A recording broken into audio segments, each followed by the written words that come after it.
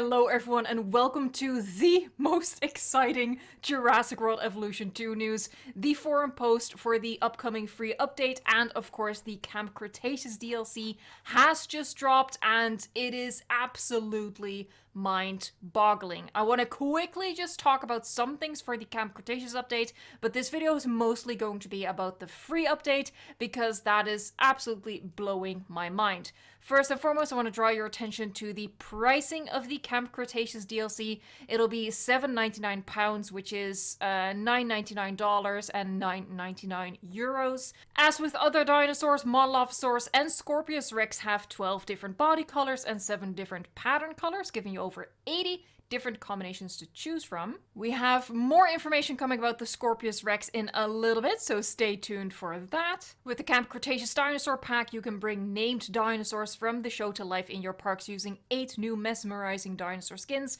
All your guests with Baryonyx Trio, Grim, Limbo, and Chaos, or see how Toro gets along with your other Carnotauruses. Run away in fear from Big Edie the T-Rex, or bring fan favorite Bumpy to life with a new Ankylosaur skin. Finally, the beautiful fluorescent Parasaurolophus Lux will be available. We're actually getting 2 Parasaurolophus skins, and only Big Edie, not Little Edie as I previously predicted. Really, that's all I want to discuss about the Camp Cretaceous DLC. I've gone about it pretty in depth already in a previous video. We now finally have more information about the free update that is also coming on March 8th, and I really don't think I'm overselling it when I say it is the GOAT. Let's just start with something absolutely incredible for all people who are just now getting the game or are getting it in the future, because the biggest new feature is that all dinosaurs, skins, and patterns will be available by default when starting a new sandbox level, regardless of whether or not they have already been unlocked. Exceptions to this are the cosmetics awards that you get in challenge mode, but everything else is unlocked by default. I'm so happy that I didn't even bother going to unlock the Dreadnoughtus because it's coming. So if you're struggling with like the Indoraptor, the Indominus Rex, or any other dinosaur, for example, if you're struggling on Southwest USA challenge mode, don't worry about it anymore. You will be getting every single bit of content into your sandbox parks very soon, and I'm so excited about that. Now, the next thing happens to be something that people comment on my videos quite a lot. Something they really want from sandbox mode. One person even commented on my latest video, "I don't care about extra decorations, all I want is research and expeditions in sandbox." Well, guess what? Another feature coming to sandbox mode is the option to play with research and expeditions mechanics. This is like Frontier was in my comment section. Obviously that's not the case, but they're definitely keeping their fingers on the pulse with what the community wants, because right away these 2 things are major things that have been asked for, and I honestly can't believe that we are getting them. This means that you can start completely from scratch and work your way up to any and all sandbox maps in Jurassic World Evolution 2. Here we have a very interesting and creative new addition to sandbox mode. Sandbox can be further customized by adjusting task time length in sandbox settings, so from 10% to 100% in certain intervals. And what this means is, for example, incubation is a task. You can set it to 100%, so it takes as long as it usually takes, as we know it to take, or you can set it to 10%, meaning that incubation will go 10 times as fast as it does currently. Same for research that is now coming into sandbox. Building the buildings will be up to 10 times faster than it is currently. And here is the big whammy for me. Finally, we're adding the option to fully turn off the need for scientists in sandbox mode. Hallelujah, praise the Lord. That is incredible. With scientists turned off, all tasks will simply complete as if a scientist was assigned, from dinosaur creation to research and expeditions. Now, those are like the mechanical changes to Sandbox. We also have some additions coming, starting with more decorations. We're adding over 40 new placeables for your parks, letting you further customize and add details to your parks and facilities. Interestingly, these placeables are split into facility pieces and decoration pieces. Facility pieces are mainly made to work with the DFW building sets, but are also perfect for Jurassic Park and Jurassic World era parks.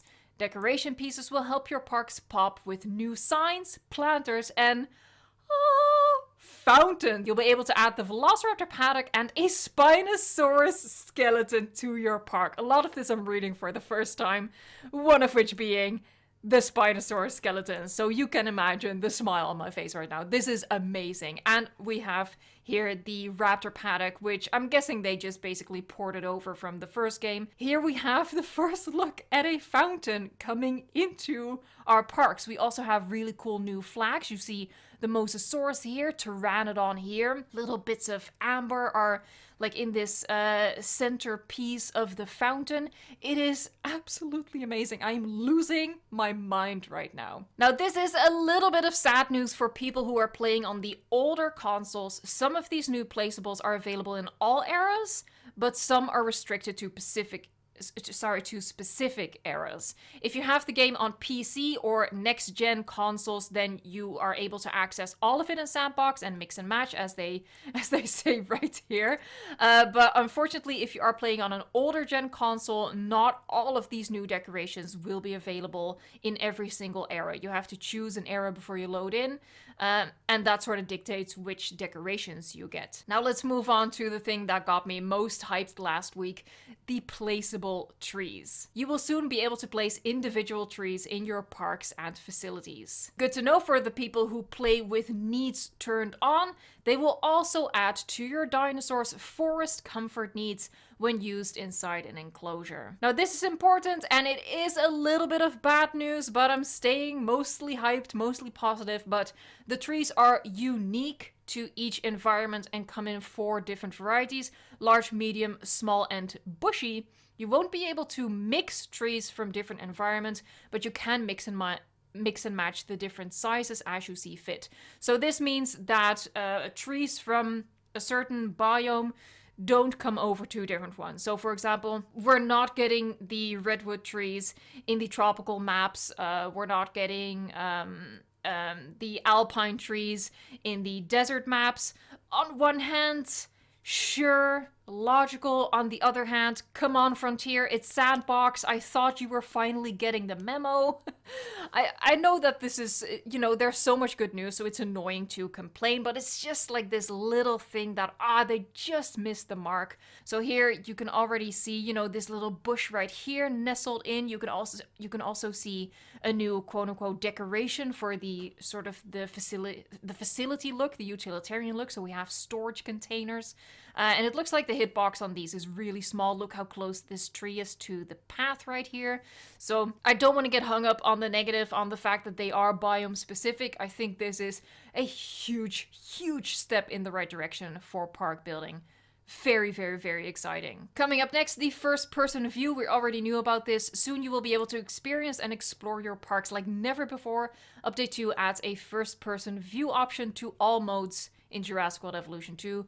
While playing, you'll be able to access first-person view from a dedicated button in the build menu on the left side of your screen. Interestingly, it's not incorporated in capture mode. Select it, then choose a starting position in your park and you'll instantly be on ground level. You can move around any open areas in your park, change your movement speed, and alternate your viewing height to sort of set how tall you are, I suppose. There's even a light you can turn on when it gets dark, so you get like equipped with a little flashlight. That's absolutely adorable. From first-person view, you can interact with buildings and vehicles in your parks. You can begin synthesizing dinosaurs and even manage scientists, start a new research task, or make changes to amenity buildings. You could also jump into a ride or enter viewing galleries and platforms from first-person view.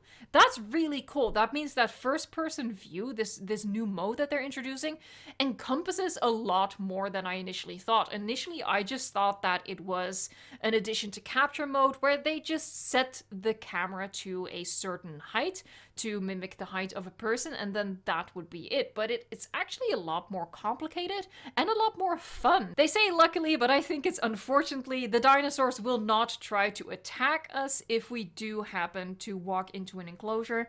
And you can see here an example of what it will be like from first-person mode. If you're in first-person mode and a vehicle comes up to you, you can choose to hop into that car. The next big thing that is coming in the free update is the species viewer. With update 2, we're adding a new species viewer to Jurassic World Evolution 2.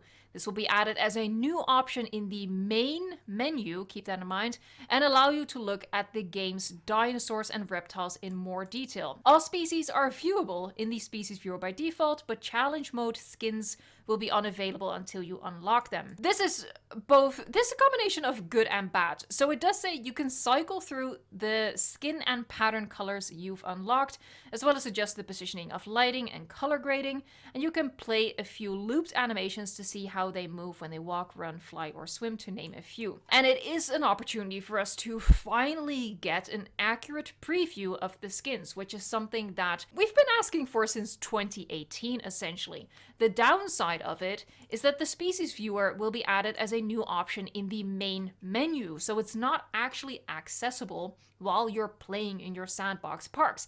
It's not an addition to, for example, the Hammond Creation Lab. That is definitely a downside to it, because that makes, checking what a skin is going to look like possible, but definitely a lot more difficult. I would have preferred if they had incorporated it in the Hammond Creation Lab in some form.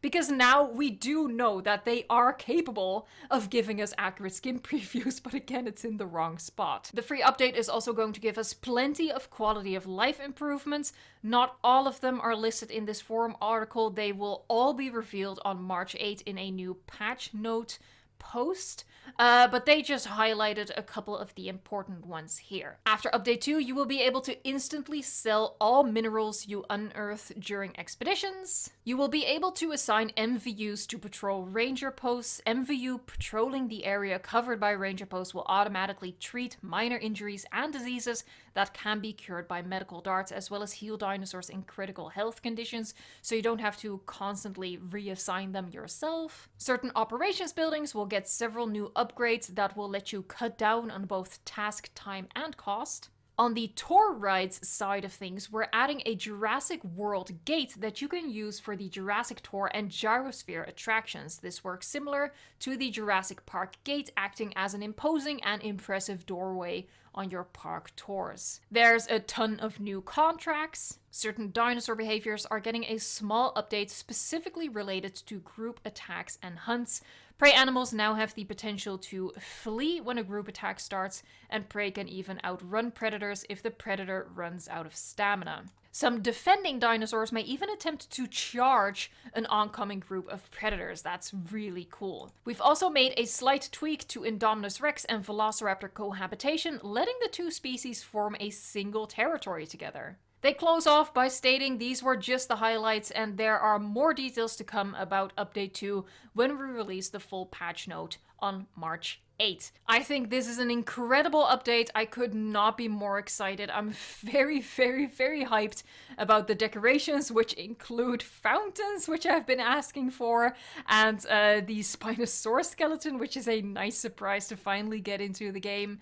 And the first-person mode is going to be exciting to try out. The individually placeable trees are going to be a lifesaver. The game is going to feel so much different and so much better come next week that I can't wait for it. I can't wait to share new park builds with you and tips and tricks and all that stuff. And of course, once the update drops, I will be showing off every single thing that it includes. So if you're not subscribed yet, please consider subscribing to the channel. All right, thank you so much for watching, liking, subscribing, and until next time, enjoy the game.